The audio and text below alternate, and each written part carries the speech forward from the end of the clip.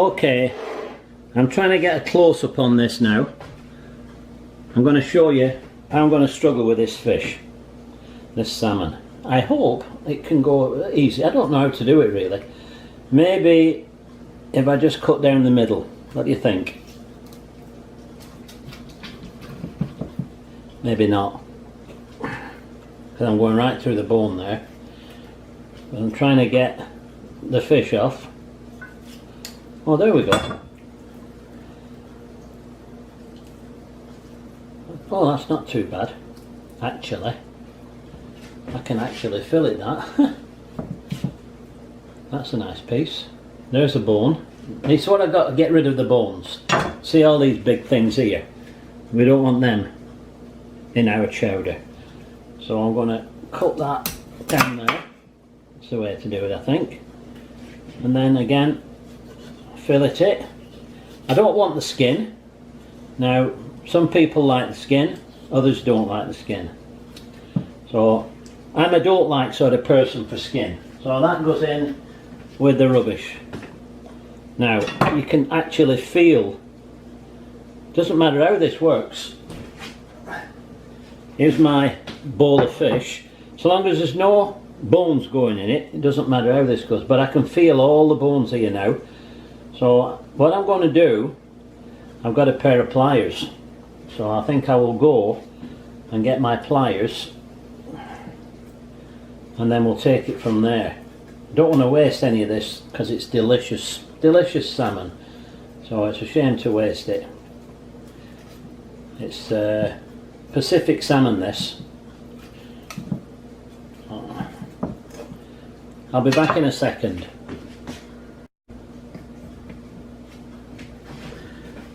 Okay, back to here now. So what I'm going to do is take my pliers, which they've been cleaned, sterilised. Can you see that big bone? That's a massive bone. That's going out. So I'm going to pick through all these bones and pull them out. There's another one. And you can actually feel them. You can feel the bones inside. So you just have to find the end, get hold of them with the plier and grip, and out it comes like that. I hope that's focused okay for you. I'm not sure, I don't know. Okay, you don't need to see me doing all these, so what I'm going to do now is I'm going to finish off all the salmon and I will be putting it in small pieces along with the rest of the fish, and then we should be, I've got to check, obviously, check how the chowder is doing, and then from there we can take it to put the fish in. The fish doesn't take very long at all to cook, so you don't need to see all this messy bit. So I'll finish this off and I'll see you soon. I'm going to try this next one another way. It's all experimental, of course, but that is all that was left from the first one. So I've got the two skins and all the bones are there now. So I'm going to make this one hopefully a little bit easier. I'm going to try cutting down the back here. Oh, that's a good idea. That's brought that off. And if I can cut down this part as well, it's already almost done for me. There we go.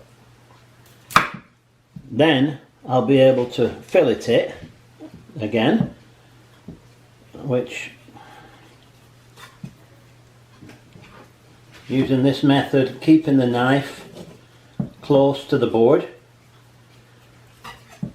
pulling the fish off and leaving the skin. Look at that, beautiful. That would be lovely. That would be a lovely piece of smoked salmon. I love smoked salmon. Just a little bit hard trying to get it in the pipe. That's a joke, by the way. Okay, I'm going to finish this off now. You don't need to see me do that. and then I'll cut all these up, and then we'll go and check what the chowder's doing. As you can see, I got a fair bit of salmon out of those 2 steaks, so we're all ready to go. That's a huge bowl of fish there now, and like I said, you can put whatever fish you want in. I'm now going to go over and check that the potatoes are done, or whether they are or not, I should say. So I'm going to actually find a potato. Oh, come on, where are you? Okay, there's one. There's a potato. Not done yet. That spoon now goes in the washing bowl. I never use the same spoon twice. I was brought up to think cleanliness is next to godliness, and I've tried to live by it. So I always use a new spoon. Always be hygienic in the kitchen. We'll come back in another probably 10 minutes when see how the potatoes are doing then. Okay, I've just tasted the chowder, and I think it needs a little bit of lemon. So I'm going to zest it up a little bit. I've got 1 slice, very thin slice, 1/4 of an inch, and 1/4 of an inch in metric is what? Anybody know? 6 millimeters roughly. So this is going to go in, and I'll just chop it up a little bit more. But I want to add to that something that's very, very tasty. I'm going to get my friend Alfred here. This is Alfred the Great. So I'm going to grate some cheese. I'm not grating cheese, I'm going to grate some lemon. Just a minute, there's a reason why. Right, come on Alfred, do your job. This lemon has been washed, by the way. As you know, I'm very keen on hygiene. So that is going to add so much flavour to the chowder. You won't believe it. So get the little bits out from them. Look at all that there in the middle there. Thanks Alfred, you're a good friend. Now that's going to go into the chowder. Here we go, lemon and zest to give it a bit of zest.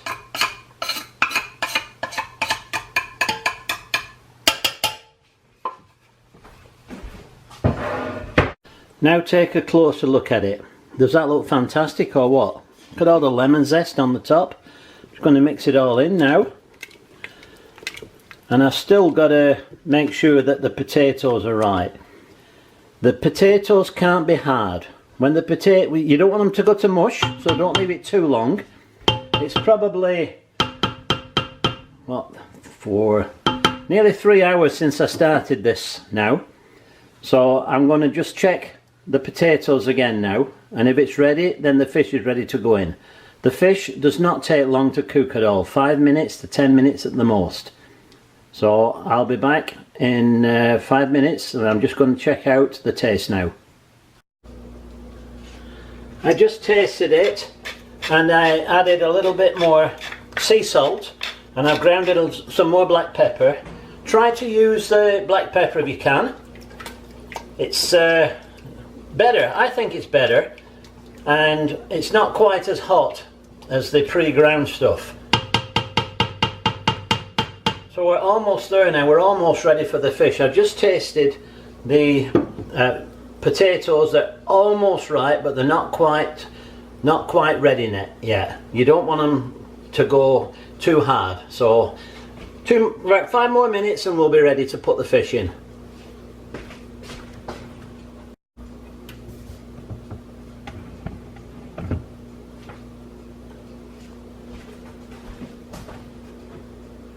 Okay, this is a moment, folks. The potatoes are done. All this delicious seafood can go in now. I've tasted the thing. I've added, like I said, I've added a little bit more salt and pepper. but the whole of this can go in now, and this should take about 5 to 10 minutes. The rule is, when the prawns are pink, it's cooked, and that won't take long.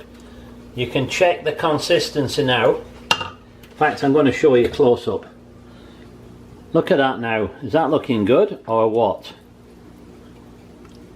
It tastes fantastic even without the fish. It's a lovely, lovely soup. And that amount of milk, just about right. But we're still waiting for the pièce de résistance. You'll see that in about 5 minutes. Okay, we're almost at the final stage now. If you look closely, you'll see the salmon has gone pink, and you'll see that the prawns, whoops, come back, have gone pink. That means it's ready. There's also the potatoes are now of a consistency where they're not mush, they're just a nice texture, and you've just got to taste it. You just got to keep tasting it to judge your time. It's about at least 3 hours since I started doing this now. This is a little bit where the decadence comes in.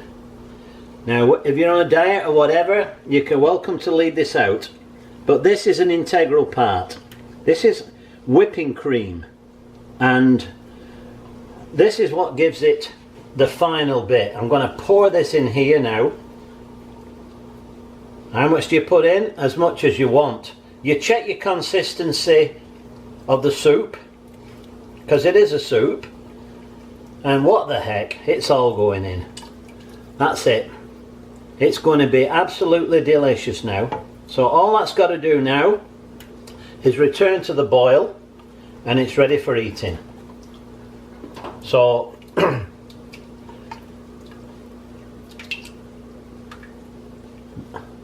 that's the best part of all, isn't it?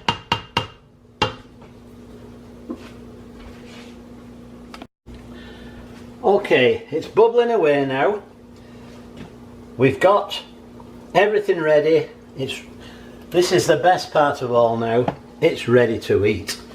So, without further ado, I'm going to grab some of this stuff. Oh, look at that. Put it in a bowl. How delicious does that look? It's full of goodness, and if you're on a diet, tough.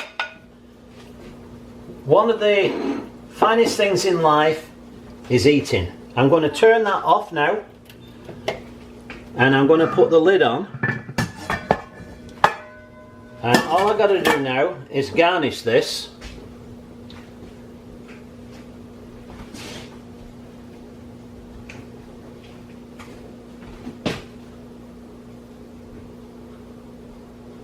And the final step is to eat it, and I'm looking forward to it. So this is the moment we've all been waiting for.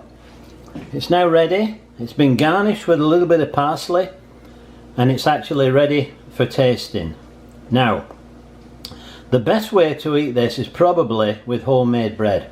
We do make our homemade bread, but today we don't have any. We've got it frozen, but it's not the same. Once you've made it, you need to eat it while it's fresh. So here we go. This is my sample of the chowder. Oh, I'm not just saying it, it's absolutely delicious. Nice piece of salmon there.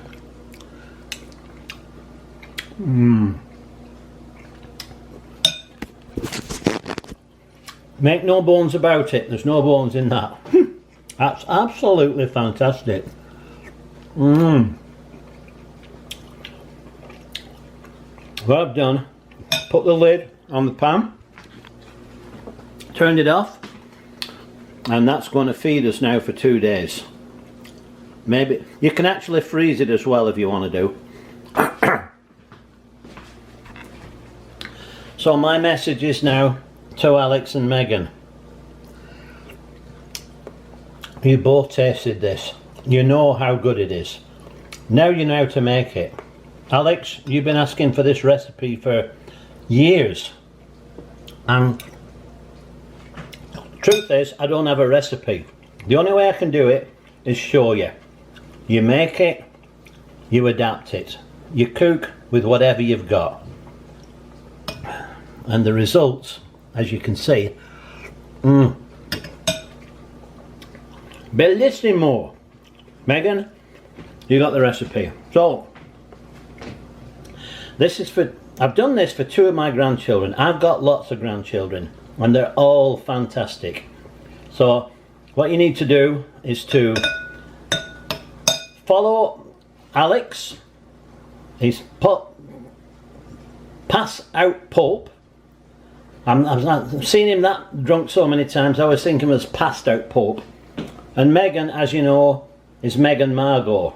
These are just 2 of my fantastic grandchildren. So I've really enjoyed doing this, and I hope you enjoy making it if you decide to do so.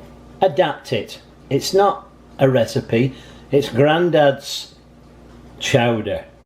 As I say, I have a wonderful family and lots of fantastic grandchildren. So grandkids, it's up to you. If you want to challenge Grandad to do anything, I'm up for it. I can do it. You challenge me. See what I can do. Bye for now.